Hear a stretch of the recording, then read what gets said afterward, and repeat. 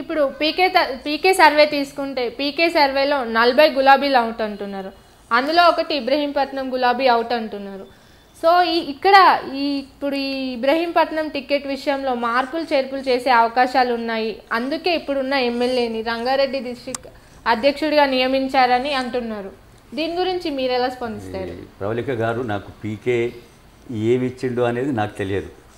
So ఇది పేపర్లో చదువుడే తప్ప ఏదైనా ముఖ్యమంత్రి గారు ఎవరికి ఏ పదవి ఇవ్వాలి, ఎవరిని ఎక్కడ వాడుకోవాలి, పార్టీకి ఎవరి ద్వారా మేలు జరుగుతుంది, ప్రజలకు ఎవరి ద్వారా మేలు జరుగుతుందనే భావనతోటే పోతారు తప్ప లేకుంటే పీకే ఇట్లా అనడను, లేకుంటే వేరే ఆయన పేపర్లో ఈ విధంగా రాసిండనే దాని మీద పార్టీ అధ్యక్షులు పోరు. కాబట్టి వారికి తెలుసు ఎవరిని ఎప్పుడు ఏ విధంగా చేసుకోవాలి.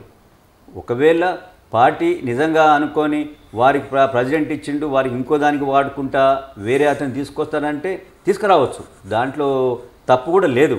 ఎందుకంటే పార్టీ పటిష్ట కోసం ప్రజల కోసం పనిచేసే ప్రభుత్వం ఇది.